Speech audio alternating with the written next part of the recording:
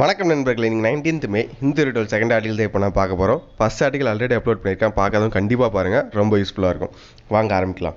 Faking danger, அதாவது இந்த ஆர்டிகளோட theme என்ன அப்படின்னு பார்த்தீங்கன்னா ஆன் ஃபைட்டிங் ஃபேக் நியூஸ்.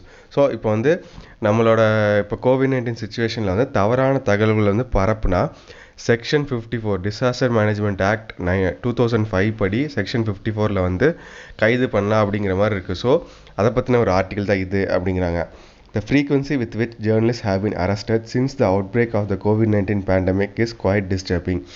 இப்போ வந்து பார்த்திங்கன்னா வந்து இப்போ கோவிட்-19 சுச்சுவேஷன் வந்து இப்போ நம்ம நாட்டில் வந்து ரொம்ப பரவலாக இருக்குது. ஸோ இந்த மாதிரி ஒரு சமயத்தில் பத்திரிகையாளர்கள் இருக்காங்க பார்த்தீங்களா, அவங்கள வந்து அதிக அளவில் வந்து அரெஸ்ட் பண்ணிகிட்ருக்காங்க, கைது பண்ணிகிட்ருக்காங்க. ஸோ இது வந்து ஒரு வருத்தம் அளிக்கிற விஷயம், கவலை அளிக்கிற விஷயம் அப்படிங்கிறாங்க.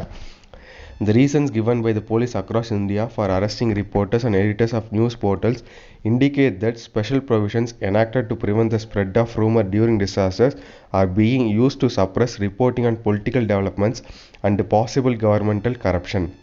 ஸோ சப்ரஸ் அப்படின்னா அடக்கிறது இல்லை ஒடுக்கிறது அப்படின்னு சொல்லுவோம்ல தான். அதாவது இப்போ நிறையா வந்து இந்தியா ஃபுல்லாக பார்த்திங்கன்னா பத்திரிகையாளர்களையும் இந்த நியூஸ் ரிப்போர்ட்டர்ஸ்லையும் பார்த்திங்கன்னா வந்து நிறையா பேர்த்த வந்து அரெஸ்ட் பண்ணிக்கிட்டு இருக்காங்க. எதுக்கு வந்து அரெஸ்ட் பண்ணுறாங்க அப்படின்னு கேட்டால் அவங்க என்ன சொல்கிறாங்க அப்படின்னு பார்த்திங்கன்னா, இந்த கோவிட்-19 சுச்சுவேஷனில் இந்த மாதிரி தவறான தகவல்கள் வந்து நீங்கள் பரப்புறீங்க, அதனால தான் அரெஸ்ட் பண்ணுறோம் அப்படின்னு வந்து ஒரு காரணத்தை சொல்கிறாங்க. ஆனால் அவங்க வந்து எதை ரிப்போர்ட் பண்ணுறாங்க அப்படின்னு பார்த்தீங்கன்னா, கவர்மெண்ட் வந்து எப்படி வந்து இந்த சுச்சுவேஷனை கையாளுது, அதே மாதிரி இந்த அரசியலில் வந்து என்னென்ன நிகழ்வுகள் நடக்குது, அதே மாதிரி இந்த அரசியல் இதில் கவர்மெண்ட் வந்து இந்த மாதிரி சுச்சுவேஷனில் என்னென்ன ஊழல்கள் பண்ணுறாங்க அப்படிங்கிறத வந்து அவங்க வந்து ரிப்போர்ட் பண்ணிகிட்டு இருக்காங்க. ஸோ அதெல்லாம் வந்து மறைக்கிறதுக்காக ரிப்போர்ட்டர்ஸ் எல்லாம் ஒரு அடக்கிறதுக்காக இந்த ஒரு இதை வந்து ஒரு காரணமாக சொல்லி அவங்கள வந்து கைது பண்ணிக்கிட்டு இருக்காங்க அப்படிங்கிறாங்க. The most egregious case involves a criminal provision that governments invariably fall back upon to suppress dissent. Egregious அப்படின்னு பார்த்தீங்கன்னா ரொம்ப மோசமான இல்லை ஒரு அதிர்ச்சியூட்டும் சம்பவம் அப்படின்னு சொல்லுவோம்ல தான். இன்வேரியபிளி அப்படின்னு பார்த்தீங்கன்னா எப்பொழுதும் அப்படின்னு சொல்லுவோம்ல தான். எப்போ ஆல்வேஸ் அப்படின்னு சொல்லுவோம்ல, அதுதான் வந்து இன்வேரியபிளி அப்படிங்கிறது. டிசன்ட் அப்படின்னா கருத்து வேறுபாடோடு இருக்கிறது அப்படின்னு சொல்லுவோம்ல தான். அதாவது ஒரு அதிர்ச்சியூட்டும் சம்பவம் என்ன அப்படின்னு பார்த்தீங்கன்னா வந்து கவர்மெண்ட் வந்து எப்பொழுதும் வந்து தங்களை வந்து யாரெல்லாம் வந்து தங்களுக்கு எதிராக வந்து இருக்காங்களோ, அதாவது கவர்மெண்ட்டுக்கு எதிராக வந்து சில பேர் இருப்பாங்கள்ல, அவங்கள வந்து ஒரு கருத்து வேறுபாடோடு இருப்பாங்கள்ல, அவங்கள வந்து அடக்கிறதுக்கும் ஒடுக்கிறதுக்கும் ஒரு வாய்ப்பாக வந்து இந்த பேண்டமிக் இந்த சுச்சுவேஷனில் அந்த செக்ஷன் 54 வந்து பயன்படுத்தி தப்பான தகவல்கள் வந்து பரப்புகிறாங்க அப்படிங்கிற மாதிரி அவங்கள வந்து அடக்கும் விதமாக வந்து பண்ணிக்கிட்டு இருக்காங்க. இது வந்து ஒரு அதிர்ச்சியூட்டும் ஒரு சம்பவம் அப்படிங்கிறாங்க. The arrest of Dawal Patel, editor of a news portal in Gujarat, on the serious charge of sedition is a shocking instance of misuse of criminal laws to intimidate journalists. So sedition அப்படின்னா ஒரு தேச துரோக வழக்கு அப்படின்னு சொல்லுவோம்ல தான். Intimidate அப்படின்னா என்ன அப்படின்னு பார்த்தீங்கன்னா பயமுறுத்துறது இல்லை மிரட்டுறது அப்படின்னு சொல்லுவோம்ல தான். ஸோ குஜராத்தில் பார்த்தீங்கன்னா ஒரு செய்தி நியூஸ் இதில் வந்து ஒர்க் பண்ணிகிட்டு இருக்க ஒரு எடிட்டரை வந்து அரெஸ்ட் பண்ணியிருக்காங்க, தவால் பட்டேல் அப்படிங்கிறவரை. என்ன அவர் குற்றம் பண்ணியிருக்காரு அப்படின்னு கேட்டப்போ என்ன சொல்லியிருக்காங்க அப்படின்னு பார்த்தீங்கன்னா, அவர் வந்து மக்களுக்கு கவர்மெண்ட்டுக்கு எதிராக வந்து செயல்படுறாரு, அதாவது மக்களுக்கு வந்து கவர்மெண்ட் மேலே ஒரு வெறுப்பு உணர்வு ஏற்படுத்துகிற மாதிரி பண்ணுறாரு, ஒரு தேசத்துக்கே வந்து துரோகம் பண்ணுற மாதிரி ஒரு விஷயம் பண்ணுறாரு, அதனால் வந்து அவரை வந்து அரெஸ்ட் பண்ணுறோம் அப்படின்னு சொல்லியிருக்காங்க. இது வந்து ஒரு அதிர்ச்சி அளிக்கக்கூடிய விஷயமா இருக்குது. அதாவது வந்து ஜேர்னலிஸ்ட், அந்த விமர்சகர்கள், அதுக்கப்புறம் பத்திரிகையாளர்கள்லாம் வந்து இந்த மாதிரி வந்து ஒரு கிரிமினல் லாஸை பயன்படுத்தி அவங்கள வந்து அரெஸ்ட் பண்ணுறது அப்படிங்கிறது அவங்கள வந்து மிரட்டுற மாதிரி இருக்குது, பயமுறுத்துகிற மாதிரி இருக்குது அப்படிங்கிறாங்க. The case concerned an article speculating that State Chief Minister Vijay Rupani may be replaced by the BJP for his alleged inept handling of efforts to combat the pandemic. So speculating அப்படின்னா ஒரு யூகிக்கிறது அப்படின்னு சொல்லுவோம்ல தான். அது வந்து ஒரு யூகத்தில் தான் வந்து சொல்கிறது அப்படின்னு சொல்லுவோம்ல. அந்த விஷயம் வந்து கரெக்டாக தப்பான்னு தெரியாது, ஒரு ஜஸ்ட் ஒரு அசம்ஷனில் சொல்கிறது அப்படின்னு சொல்லுவோம்ல, அதுதான் ஸ்பெக்குலேட்டிங் அப்படிங்கிறது. இன்எப்ட் அப்படின்னு பார்த்தீங்கன்னா ஒரு திறமையற்ற, ஒரு தகுதியற்ற ஒரு ஆள் அப்படின்னு சொல்லுவோம்ல தான். ஸோ எதனால் வந்து அந்த தவால் பட்டேல் அந்த எடிட்டரை வந்து அரெஸ்ட் பண்ணாங்க அப்படின்னு பார்த்தீங்கன்னா, அவர் வந்து ஒரு ஆர்டிக்கிள் வந்து பப்ளிஷ் பண்ணியிருந்தார், ஒரு யூகத்தில் வந்து ஒரு ஆர்டிக்கிள் பப்ளிஷ் பண்ணியிருந்தார். அதாவது அந்த குஜராத் ஸ்டேட்டோட சீஃப் மினிஸ்டர் விஜய் ரூபானி இருக்கார் பார்த்தீங்களா, அவரை வந்து இடைநீக்கம் செஞ்சுட்டு அவருக்கு பதிலாக வந்து வேற ஒருத்தரை வந்து சீஃப் மினிஸ்டரை அப்பாயின்மெண்ட் பண்ண போகிறாங்க அப்படின்னு வந்து ஒரு ஆர்டிக்கிள் வந்து பப்ளிஷ் பண்ணியிருந்தார் அதனால தான் அவரை வந்து அரெஸ்ட் பண்ணியிருக்காங்க அப்படிங்கிறாங்க. ஏன் வந்து ரீப்ளேஸ் பண்ண போகிறாங்க அப்படின்னு பார்த்தீங்கன்னா, இந்த கோவிட்-19 வந்து அவர் வந்து ஒரு தகுதியற்ற ஒரு ஒரு திறமையற்ற அவர் வந்து கையாளுறதுக்கு வந்து ஒரு திறமையற்ற ஆள். அதனால் வந்து அவர் அவ்வளோ எஃபிஷியண்ட்டாக இல்லை. அதனால் வந்து அவரை வந்து வேற ஒருத்தரை வந்து ரீப்ளேஸ் பண்ண போகிறாங்க அப்படின்னு வந்து ஒரு ஆர்டிக்கல் பப்ளிஷ் பண்ணியிருந்தார். அதனால தான் அவரை வந்து அரெஸ்ட் பண்ணாங்க அப்படிங்கிறாங்க. The report had even named a possible successor. So அந்த ரிப்போர்ட்டில் வந்து அவர் வந்து ஒரு யூகத்தில் தான் வந்து எல்லாமே பண்ணியிருக்காரு. அதாவது அடுத்ததாக அவரை தகுதி நீக்கம் இடைநீக்கம் பண்ணிவிட்டு அடுத்ததாக சிஎம்ஐ யாரை வந்து போட போகிறாங்க அப்படிங்கிறது கூட வந்து அவர் ரிப்போர்ட்டில் வந்து சொல்லியிருந்தார் அப்படிங்கிறாங்க. It is befuddling how such a report could amount to sedition regardless of whether the speculation is true. So befuddling அப்படின்னா ஒரு குழப்பமான மனநிலை அப்படின்னு சொல்ல மாதிரி தான். அதாவது இப்போ இந்த பேண்டமிக் சுச்சுவேஷனில் அந்த செக்ஷன் 54 டிசாஸ்டர் மேனேஜ்மெண்ட் ஆக்ட் 2005 என்ன சொல்லுது அப்படின்னு பார்த்தீங்கன்னா, இந்த கோவிட்-19 சம்மந்தமாக தவறான தகவல்களை பரப்புனா தான் வந்து இந்த லா படி அரெஸ்ட் பண்ண முடியும் அப்படின்னு இருக்குது. ஆனால் இந்த மாதிரி ஒரு சீஃப் மினிஸ்டர் வந்து தகுதியற்றவர், அவர் வந்து வேற ஒருத்தர் வந்து ரீப்ளேஸ்மெண்ட் பண்ண போகிறாரு அப்படிங்கிறது எந்த விதத்தில் தேச துரோக வழக்கில் வரும் அப்படிங்கிறது ஒரு குழப்பமான ஒரு மனநிலையோடு இருக்குது அப்படிங்கிறாங்க. ஒரு கன்ஃபியூஷனாக இருக்குது. எப்படி வந்து இதுக்கும் அதாவது தேச துரோக வழக்குக்கும் வந்து இப்படி ஒரு தப்பான தகவல்களை பரப்புறதுக்கும் வந்து சம்மந்தமே இல்லாமல் இருக்குது, ஒரு குழப்பத்தில் தான் இருக்குது அப்படிங்கிறாங்க.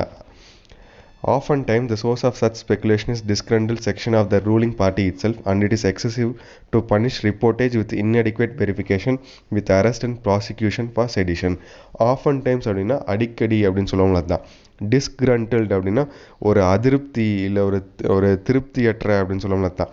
அதாவது அடிக்கடி பார்த்தீங்கன்னா இந்த மாதிரி ஒரு யூகம் வந்து எதனால் வரும் அப்படின்னு பார்த்தீங்கன்னா, அந்த ரூலிங் பார்ட்டிலேயே வந்து ஒரு செக்ஷன் இருப்பாங்கள்ல, அதாவது வந்து தாங்கள் வந்து பவருக்கு வரணும் அப்படிங்கிற மாதிரி இவங்களே வந்து தவறான தகவல் வந்து பரப்புவாங்கல்ல. ஸோ அதாவது ஒரு ரூலிங் பார்ட்டி மேலே ஒரு அதிருப்தியான இருக்கிறவங்க வந்து இந்த மாதிரி வந்து நிறையா வந்து ரூமர்ஸை வந்து வதந்திகள் வந்து கிளப்பிடுவாங்க. ஸோ அவங்க தான் வந்து இந்த மாதிரி கிளப்பிடுவாங்களே ஒழிய அதுக்கு ரிப்போர்ட்டர்ஸ் தான் காரணம் அப்படின்னு சொல்கிறது எந்த விதத்தில் நியாயம்? ஏன்னா வந்து இந்த மாதிரி ரிப்போர்ட்டர்ஸ் வந்து ஒரு விஷயத்தை வந்து சொன்னாலும், ஒரு வதந்தியை வந்து சொன்னாலும் அதை வந்து விசாரணை பண்ணி இது பண்ண வேண்டியது போலீஸோட பொறுப்பு. ஸோ போலீஸ் வந்து எந்த விதமான ஒரு விசாரணையும் இல்லாமல் இந்த மாதிரி இந்த நியூஸை வெளியிட்ட அந்த பத்திரிகையாளர் மேலே இந்த மாதிரி ஒரு தேச துரோக வழக்கை போட்டது ஒரு நியாயமற்ற செயல் அப்படிங்கிறாங்க. Mister Patel has also been charged under Section 54 of the Disaster Management Act for allegedly spreading panic through a false alarm concerning a disaster.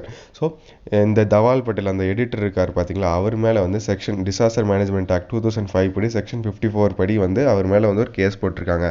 இந்த மாதிரி ஒரு தவறான ஒரு தகவல்களை வந்து பரப்பி மக்கள் மனசில் ஒரு பீதியை உண்டாக்கிட்டாரு அப்படிங்கிற மாதிரி அவர் மேலே ஒரு வழக்கு போட்டு அவர் கைது பண்ணியிருக்காங்க அப்படிங்கிறாங்க. The Editors Guild of India has seen a growing pattern in the misuse of criminal laws to intimidate journalists. So அந்த ஒரு அமைப்பு இருக்கும் பார்த்தீங்களா, ஒரு குழு இருக்கும் பார்த்தீங்களா, அதுதான் வந்து எடிட்டர்ஸ் கில்ட் ஆஃப் இந்தியா அப்படிங்கிறது. ஸோ அவங்க வந்து இந்த மாதிரி ஜேர்னலிஸ்ட்டை வந்து பயமுறுத்துற மாதிரி மிரட்டுறது வந்து அடிக்கடி இந்த மாதிரி நடக்குது. ஒரு பேட்டர்ன் இந்த மாதிரி அதிகரிச்சுக்கிட்டே வருது. இந்த மாதிரி அவங்க பண்ணுறது, அதாவது ஜேர்னலிஸ்ட் வந்து பயமுறுத்தணும் அப்படின்னு வந்து பண்ணுற நடவடிக்கைகள் பார்த்திங்கன்னா அதிகரிச்சுக்கிட்டே வருது அப்படிங்கிறாங்க. The concern is not misplaced. So அவங்க படுற கவலை வந்து ஒரு கரெக்டான கவலை தான். ஏன்னா அதிகரிச்சுட்டே வருதில்ல. இந்த மாதிரி தப்பான ஒரு தகவல் வந்து தப்பான ஒரு குற்றத்தை வந்து சுமத்தி அவங்கள வந்து கைது பண்ணிக்கிட்டே இருக்காங்கல்ல, மிரட்டுற மாதிரி பண்ணுறாங்கல்ல. ஸோ வந்து அவங்க படுற கவலை வந்து ஒரு நியாயமான கவலை தான் அப்படிங்கிறாங்க. In Andaman, a reporter was arrested for a social media post claiming people who had contracted a COVID-19 positive patient over phone were also being quarantined. So அதாவது அந்தமானில் என்ன ஆச்சு அப்படின்னு பார்த்தீங்கன்னா, ஒரு பத்திரிகையாளர் வந்து ஒரு நியூஸ் வந்து வெளியிட்டிருந்தார் சோஷியல் மீடியாவில். என்ன அப்படின்னு பார்த்தீங்கன்னா, கோவிட்-19 பாதிக்கப்பட்டவர் கூட அவர் கூட வந்து தொடர்பில் இருந்தவங்கெல்லாம் வந்து தனிமைப்படுத்தி வைக்கணும்ல, அதுதானே ரூலு. ஆனால் கோவிட்-19 பாசிட்டிவாக இருந்து அவர் கூட ஃபோனில் தொடர்பில் இருந்தவங்கள கூட வந்து தனிமையில் வச்சுருக்காங்க அப்படிங்கிற மாதிரி ஒரு தவறான தகவல்களை வந்து ஒருத்தர் வந்து அங்கே இருக்கிற பத்திரிகையாளர், அந்தமானில் பத்திரிகையாளர் வந்து பரப்புனார். அதனால் வந்து அவரை வந்து அரெஸ்ட் பண்ணி வச்சுருக்காங்க அப்படிங்கிறாங்க. அங்கே In Coimbatore, police arrested a news portal founder following a report on alleged corruption in food distribution as part of the local administration's efforts to handle the fallout of the pandemic. So கோயம்புத்தூர்னு பார்த்தீங்கன்னா police வந்து ஒரு பத்திரிகையாளர் வந்து arrest பண்ணியிருக்காங்க. அவர் என்ன news report பண்ணார் அப்படின்னு பார்த்தீங்கன்னா, இந்த மாதிரி சுச்சுவேஷனில் மக்களுக்கு தேவையான உணவு வழங்குவோம்ல, ஸோ அதில் வந்து ஒரு ஊழல் நடக்கிறதா வந்து ரிப்போர்ட் பண்ணியிருந்தார். ஸோ அது வந்து ஒரு தவறான தகவல் அப்படின்னு சொல்லிட்டு அந்த ரிப்போர்ட்டரை வந்து போலீஸ் வந்து கைது பண்ணி வச்சுருக்காங்க அப்படிங்கிறாங்க. In Delhi, a reporter was summoned in response to a report that claimed that an audio clip purportedly containing a speech by the head of the Tablighi Jamaat was doctored. So purportedly அப்படின்னா என்ன அப்படின்னு பார்த்தீங்கன்னா, வெளிப்படையாக கூறுறது அப்படின்னு சொல்லுவோம்ல தான். டாக்டர்ட் அப்படின்னா என்ன பார்த்தீங்கன்னா, ஒரு பொய்யாக மாற்றுறது, ஒரு எவிடன்ஸை வந்து நமக்கு வந்து சாதகமாக மாற்றுறது அப்படின்னு சொல்லுவோம்ல தான். ஒரு சேஞ்ச் பண்ணுறது அப்படின்னு சொல்லுவோம்ல தான். அதான் டாக்டர்ட் அப்படிங்கிறது. ஸோ டெல்லிலையும் பார்த்தீங்கன்னா ஒரு ரிப்போர்ட்டர் வந்து கைது பண்ணியிருக்காங்க. எதுக்கு அப்படின்னு பார்த்தீங்கன்னா, இந்த தப்லிகி ஜமாத் வந்து அந்த கூட்டம் நடத்துனாங்கல்ல, ஸோ அவரோட அந்த தலைவர் வந்து அவரோட ஒரு ஆடியோ கிளிப்பை வந்து தனக்கு சாதகமாக வந்து பொய்யா மாற்றி ஒரு ஆடியோ கிளிப்பை வந்து வெளிப்படையாக வெளியிட்டிருக்காரு.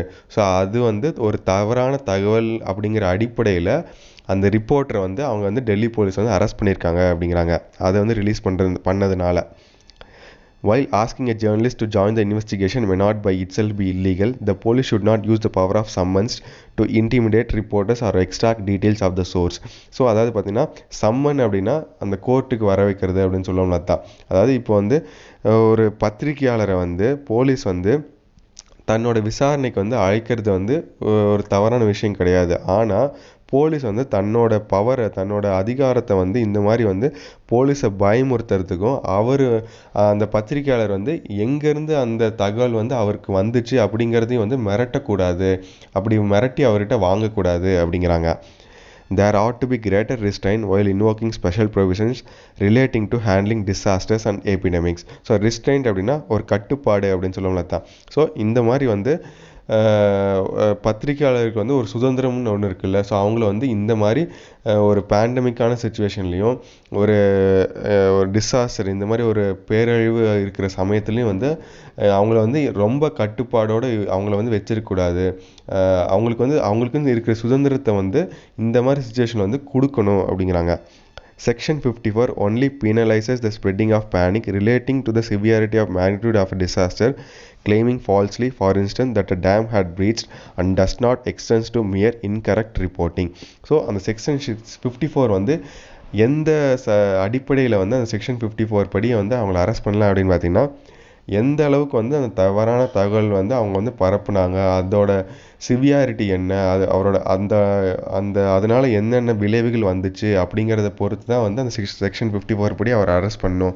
ஃபார் எக்ஸாம்பிளுக்கு வந்து ஒரு டேம் வந்து உடஞ்சி போச்சு அப்படிங்கிற மாதிரி ஒரு தவறான தகவல் வந்து பரப்புனாங்க அப்படின்னா, இப்போ இருக்கிற சுச்சுவேஷனுக்கு அதுக்கும் சம்மந்தம் கிடையாது இல்லை, ஸோ அப்படி அரெஸ்ட் பண்ண முடியாது இல்லை. ஸோ அந்த மாதிரி ஒவ்வொரு சுச்சுவேஷனுக்கும் வந்து அந்த தீவிரத்தை பொறுத்து அந்த செக்ஷன் 54 படி அரெஸ்ட் பண்ணணும்.